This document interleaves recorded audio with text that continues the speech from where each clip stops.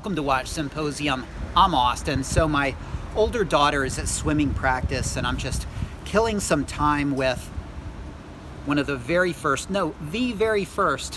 Pilsner beer in the world, Pilsner Urquell from the Czech Republic, and interesting green tab with the symbol for Pilsner Urquell. Something you don't find in Japan a lot. So sometimes the question comes, do shops here negotiate?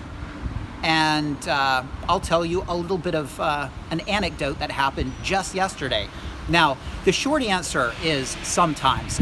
I got him to knock off like $100 from my Iconaut, and in the past I got a couple $100 knocked off from my Explorer 2 and from my A-Serial GMT Master 2. It really depends on what you're talking about. If you're talking about a Tudor, that's one thing. If you're talking about a Rolex, that's a different thing. And in this day and time, I think you're a lot less likely to get money knocked off a Rolex.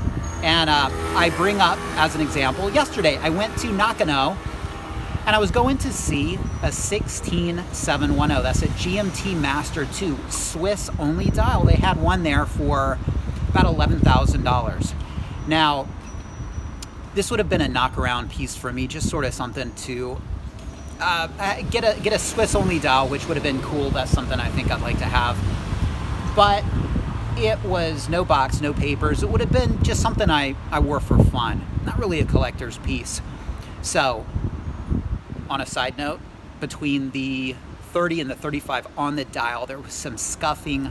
I don't know how I feel about that. I mean, if you're buying a Swiss only dial for the dial, you kind of want a perfect dial.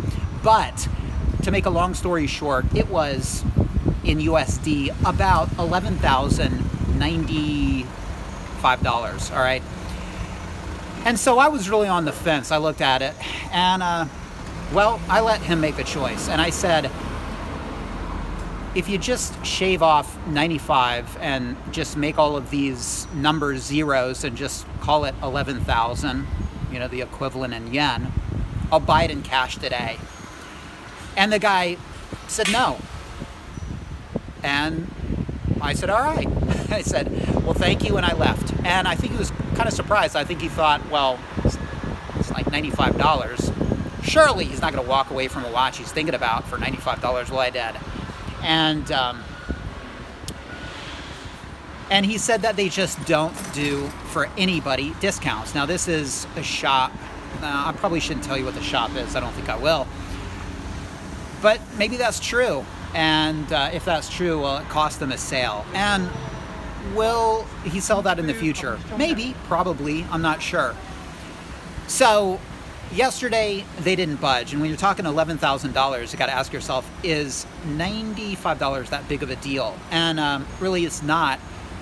To me, that was, what did it mean to me? It was sort of like, I can't decide. I'm going to give him the decision. And that's why I asked. And so he basically made the decision for me.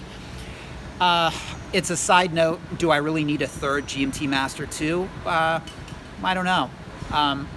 But I'll let you guys debate that in the comment section. I don't think I'll ever buy an expensive watch that's not a Rolex. And I don't ever think I'll buy a Rolex that's not a GMT because I love the damn thing so much. So there's that. But anyway, do they haggle here?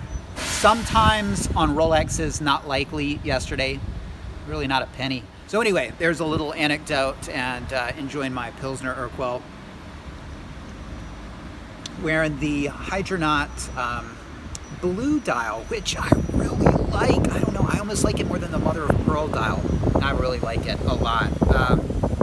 But that's another video, isn't it? I think I have enough time, 15 minutes, for one more beer. Thanks for watching. Take care. Let me know what you think.